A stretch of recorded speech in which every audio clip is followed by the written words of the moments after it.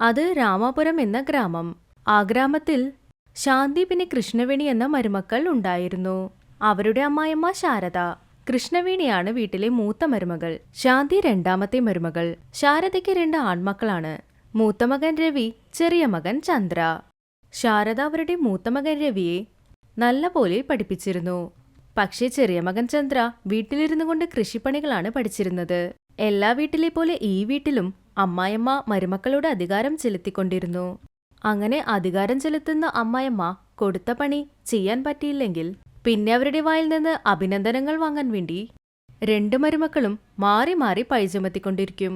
ആരോട് എന്ത് പറഞ്ഞ് മനസ്സിലാക്കി കൊടുക്കണമെന്നറിയാതെ വെള്ളത്തിൽ നിന്നെടുത്ത മീനുകളെപ്പോലെ പിടഞ്ഞുകൊണ്ടിരിക്കും ഭർത്താക്കന്മാർ.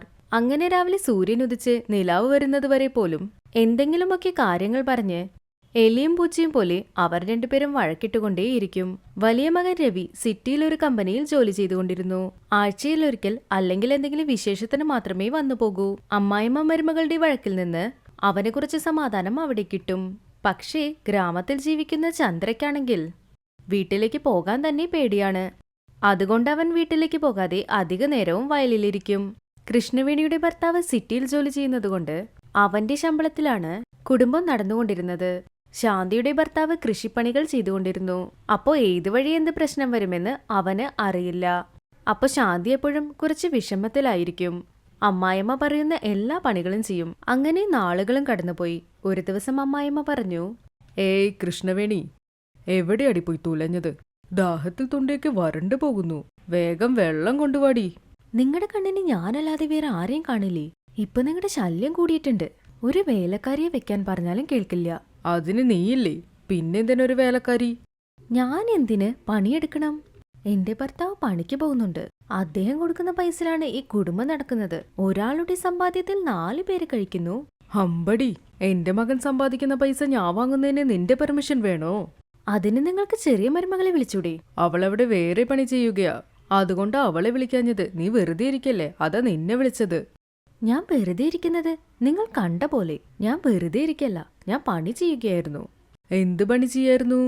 ഞാൻ കുറച്ചുറങ്ങി റെസ്റ്റ് എടുക്കായിരുന്നു. വീണ്ടും വീണ്ടും എന്നെ വിളിക്കണ്ട. പശുക്കളെ മേച്ചു കഴിഞ്ഞ് ശാന്തി അപ്പോഴാണ് വീട്ടിലേക്ക് വന്നത്.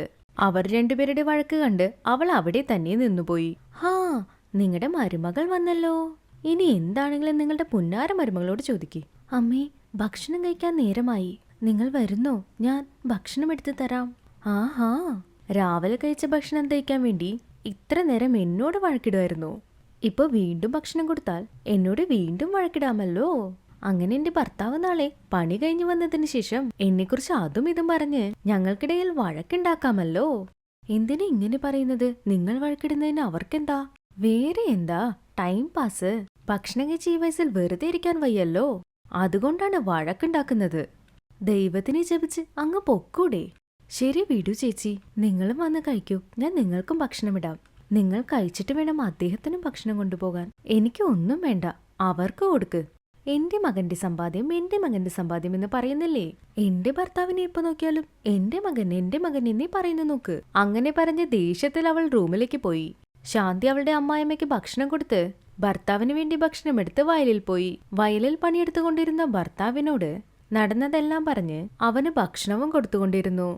നമുക്ക് എന്ത് ചെയ്യാൻ കഴിയും ശാന്തി? അനിയൻ ജോലി ചെയ്യുന്നത് കൊണ്ടാണ് നമ്മളിപ്പോൾ ചോറ് തന്നെ കഴിക്കുന്നത്. എനിക്ക് നല്ലൊരു വിളവ് കിട്ടിയിരുന്നെങ്കിൽ ഇതോർത്ത് പേടിക്കണ്ടായിരുന്നു. അതുപോലെ നിനക്കും അവർ പറയുന്നത് കേൾക്കേണ്ട അവസ്ഥ വരില്ലായിരുന്നു. ദൈവത്തെ പ്രാർത്ഥിക്കാനല്ലാതെ നമുക്ക് എന്ത് ചെയ്യാൻ കഴിയും? ദൈവം എവിടെയാണുള്ളത്? നമ്മൾ എത്ര കഷ്ടപ്പെടുന്നു, അത് അദ്ദേഹത്തിന് കാണുന്നില്ലേ? ഒരുപക്ഷെ അദ്ദേഹം നമ്മളെ നോക്കിയിരുന്നെങ്കിൽ നമ്മുടെ ജീവിതം എന്നേ മാറിയേനെ. ശരി, നീ വേഗം വീട്ടിൽ ചെല്ല്. ഇതൊന്നും ഓർത്ത് നീ നിന്റെ മനസ്സ് വിഷമിപ്പിക്കണ്ട. ഭർത്താവ് പറഞ്ഞത് ശരിയെന്ന് പറഞ്ഞ് ശാന്തി അവിടുന്ന് പോയിക്കൊണ്ടിരുന്നു. അപ്പോ വഴിയിൽ ഒരു വയസ്സായാൾ വളരെ ക്ഷീണിച്ച് ഇരുന്നു കൊണ്ടിരുന്നു. ശാന്തി അദ്ദേഹത്തിനടുത്ത് പോയി. ചേട്ടാ, ആരാ നിങ്ങൾ? എന്തിനാണ് നിങ്ങൾ അത്രയും ക്ഷീണിച്ചിരിക്കുന്നത്? നിങ്ങൾക്ക് എന്തു പറ്റി? ഒന്നുമില്ല മോളെ, ഭക്ഷണം കഴിച്ചിട്ട് 4 ദിവസമായി. വിശക്കുന്നുണ്ട്. എന്തെങ്കിലും ഉണ്ടെങ്കിൽ തരാൻ പറഞ്ഞപ്പോൾ ഒന്നുമില്ല എന്ന് പറഞ്ഞ് അപ്പോൾ തന്നെ കഥ കടച്ചു. അയ്യോ, നിങ്ങൾ എന്തിനാ വിഷമിക്കുന്നേ? ശരി, വിഷമിക്കാതെ വീട്ടിലേക്ക് വരൂ, ഞാൻ ഭക്ഷണം തരാം. അങ്ങനെ പറഞ്ഞ ശാന്തി ആ വയസ്സായ ആളെ കൂട്ടിക്കൊണ്ട് വീട്ടിൽ പോയി. അവൾ അവളുടെ വീട്ടിലുണ്ടായിരുന്ന ഒരു മൺപാത്രത്തിൽ അദ്ദേഹത്തിന് വയറ് നിറയെ ഭക്ഷണം കൊടുത്തു. അദ്ദേഹം അവൾ കൊടുത്ത് ഭക്ഷണം കഴിച്ച് പുറപ്പെടുമ്പോൾ ഇങ്ങനെ പറഞ്ഞു. മോളെ, ഈ 2 മൺകലവും നീ സന്തോഷപൂർവ്വം നിന്റെ കയ്യിൽ വച്ചേക്ക്. സമയമാകുമ്പോൾ ഇതെന്താണെന്ന് നിനക്ക് മനസ്സിലാകും. അങ്ങനെ പറഞ്ഞ് ആ വൃദ്ധൻ അവിടുന്ന് പോയി. ശാന്തി ചെയ്യുന്ന എല്ലാ പണികളും ദൂരെ നിന്ന് കൃഷ്ണവേണിയും ശ്രദ്ധിച്ചുകൊണ്ടേയിരുന്നു. അവൾ നേരെ ദേഷ്യത്തോട് ശാന്തിയുടെ അടുത്ത് വന്നു. നിങ്ങൾക്ക് തന്നെ ഭക്ഷണത്തിന് വഴിയില്ല, നിങ്ങൾ ദാനം ചെയ്യുന്നോ? നിന്റെ ഭർത്താവ് എന്റെ ഭർത്താവിന്റെ അനിയനായതുകൊണ്ടാ എന്റെ ഭർത്താവിന്റെ സമ്പാദ്യം കൊണ്ട് ഓസിയിൽ കഴിക്കാൻ സമ്മതിച്ചത്. പക്ഷെ നീയാണെങ്കിൽ വഴിയിൽ പോണ പിച്ചക്കാർക്ക് ദാനം ചെയ്യുന്നോ? നിന്റെ ഭർത്താവിന്റെ സമ്പാദ്യം ദാനം ചെയ്യേ, എന്റെ ഭർത്താവിന്റെ സമ്പാദ്യം ദാനം ചെയ്യാൻ ആര് പെർമിഷൻ തന്നു? ചേച്ചി, ആ വയസ്സായാള് 4 ദിവസമായി കഴിച്ചില്ലെന്ന്. അതുകൊണ്ടാണ് അയ്യോ പാവമെന്ന് കരുതി കുറച്ച് ഭക്ഷണം കൊടുത്തത്. അത് കൊടുക്കാൻ നീയാരാ?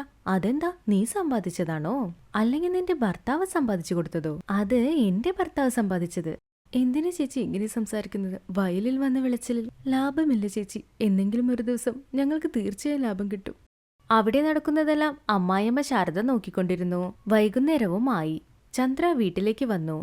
അവന്റെ അമ്മ അടുത്തേക്ക് വിളിച്ചു. നാളെ ഈ വീട്ടിൽ നിന്ന് പുറത്തു പൊക്കോടാ. അവിടെ തന്നെ ഒരു കുടിലിട്ട് ജീവിച്ചോ. ഈ വീട്ടിലേക്ക് മാത്രം വരണ്ട. അങ്ങനെ പറഞ്ഞ ശാരദ അവിടുന്ന് റൂമിലേക്ക് പോയി. ചന്ദ്ര ഒന്നും മിണ്ടാതെ അവന്റെ റൂമിലേക്ക് പോയി. അമ്മ പറഞ്ഞത് ഭാര്യയോട് മാത്രം പറഞ്ഞു. അതിന് ശാന്തിയും ഒന്നും പറഞ്ഞില്ല.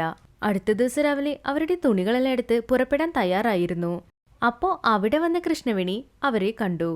2 പേരും ഇപ്പൊ എവിടെ പുറപ്പെടുക? അങ്ങനെ അവരെ നോക്കി ചോദിച്ചു. അമ്മ വീട്ടിൽ നിന്ന് പുറത്തു പോകാൻ പറഞ്ഞു. അതാണ് ഞങ്ങൾ പോകുന്നത്. അതൊക്കെ ശരി. ഇപ്പൊ നിങ്ങൾ ഈ തുണിയൊക്കെ എവിടെ കൊണ്ടുപോവാ? ഇതെല്ലാം അമ്മായിമ്മ നിനക്ക് തന്നതല്ലേ? അതൊക്കെ ഇവിടെ വെച്ചിട്ട് പോ. നിന്റെ ആസ്തി എന്തെന്നറിയോ? ആ സ്വാമിജി തന്നില്ലേ മൺപാത്രം, അതാണ്. അതെടുത്തുകൊണ്ട് വേഗം ഇവിടുന്ന് പോ. ശാന്തി അവളുടെ ഭർത്താവിനോടൊപ്പം ആ മൺപാത്രം എടുത്തുകൊണ്ട് അവരുടെ വയലിലേക്ക് വന്നു. ആ വയലിൽ തന്നെ ഒരു ചെറിയ കുടില് കെട്ടി ജീവിച്ചുകൊണ്ടിരുന്നു. ചന്ദ്രയ്ക്ക് ഒരുപാട് വിശക്കാൻ തുടങ്ങി. തന്റെ ഭർത്താവിന്റെ അവസ്ഥ കണ്ട് ശാന്തി ഒരുപാട് വിഷമിച്ചു. അവൾ വീട്ടിലുണ്ടായിരുന്ന 2 മൺപാത്രം എടുത്തുകൊണ്ട് അടുത്തുള്ള നദിയിൽ നിന്ന് വെള്ളം പിടിച്ചു കൊണ്ടുവരാമെന്ന് പറഞ്ഞ് നദിയിൽ നിന്ന് വെള്ളമെടുത്ത് അവളുടെ മനസ്സിനുള്ളിൽ ഇങ്ങനെ ആലോചിച്ചു. എന്റെ അടുത്ത് സ്വർണമോ വെള്ളിയോ ഉണ്ടായിരുന്നെങ്കിൽ എന്റെ ഭർത്താവ് ഇങ്ങനെ വിശപ്പിൽ വിഷമിച്ചിരിക്കേണ്ട ആവശ്യമില്ലായിരുന്നു. അങ്ങനെ ശാന്തി ആലോചിച്ചു കൊണ്ടിരിക്കുമ്പോൾ പെട്ടെന്ന് അവളുടെ കയ്യിലുണ്ടായിരുന്ന മൺപാത്രങ്ങൾ 2 ഒരു സ്വർണമായും ഒരു വെള്ളിയായും മാറി. അപ്പൊ ശാന്തിക്ക് ആ വൃദ്ധൻ പറഞ്ഞ വാക്കാണ് ഓർമ്മയിൽ വന്നത്. അവൾ ആ സ്വർണപാത്രത്തിൽ അവളുടെ ഭർത്താവിന് വേണ്ടി വെള്ളമെടുത്തു കൊണ്ടുവന്ന് ഭർത്താവിനോട് നടന്ന കാര്യമെല്ലാം പറഞ്ഞു. അത് കേട്ട് ശാന്തിയുടെ ഭർത്താവ് ഒരുപാട് സന്തോഷിച്ചു. എന്നാൽ എനിക്കിപ്പോൾ വേണ്ടത് സ്വർണമല്ല. ഒരുപാട് വിശക്കുന്നു. കഴിക്കാൻ ഭക്ഷണം തരൂ. അങ്ങനെ പറഞ്ഞു ചന്ദ്ര. അങ്ങനെ പറഞ്ഞുകൊണ്ടിരിക്കുമ്പോൾ തന്നെ ആ പാത്രത്തിന്റെ ഉള്ളിൽ നിന്ന് ഒരു വലിയ സദ്യ തന്നെ അവിടേക്ക് വന്നു. അതുവരെ പട്ടിണിയായിരുന്ന ശാന്തി ചന്ദ്ര 2 പേരും വയറ് നിറയെ ആ ഭക്ഷണം കഴിച്ചു. അത് കഴിഞ്ഞ് 2 പേരും അവർക്ക് എന്തൊക്കെ വേണമോ അത് ആ സ്വർണപാത്രത്തിനോട് ചോദിച്ച് അവർക്കാവശ്യമുള്ള എല്ലാം അവർ വാങ്ങി. അവർ 2 പേരും ഒരു വലിയ ബംഗ്ലാവ് പണിത് അവിടെ സന്തോഷത്തോടെ ജീവിച്ചുകൊണ്ടിരുന്നു. അവരും സന്തോഷമായിരുന്നു. അതുമാത്രമല്ലാതെ ആരൊക്കെ കഷ്ടപ്പെട്ടുകൊണ്ടിരുന്നോ അവർക്കൊക്കെ അന്നദാനവും ചെയ്തു. കൃഷ്ണവേണിക്ക് അവൾ ചെയ്തത് തെറ്റാണെന്ന് മനസ്സിലായി. അവൾ അമ്മായിയമ്മയോട് പോയി അവളോട് മാപ്പ് നൽകാൻ ചോദിച്ചു. അത് കഴിഞ്ഞ് ശാന്തി അവളുടെ കയ്യിലുണ്ടായിരുന്ന വെള്ളിക്കലത്തെ കൃഷ്ണവേണിക്ക് കൊണ്ടുകൊടുത്തു. ഈ സ്റ്റോറി നിങ്ങൾക്ക് ഇഷ്ടപ്പെട്ടെങ്കിൽ ലൈക്ക് ചെയ്യൂ, കമന്റ് ചെയ്യൂ. ഇതുപോലെ ഇൻട്രസ്റ്റിംഗ് സ്റ്റോറീസ് കാണാൻ വേണ്ടി ഞങ്ങളുടെ ചാനൽ സബ്സ്ക്രൈബ് ചെയ്യൂ. Thank you for watching.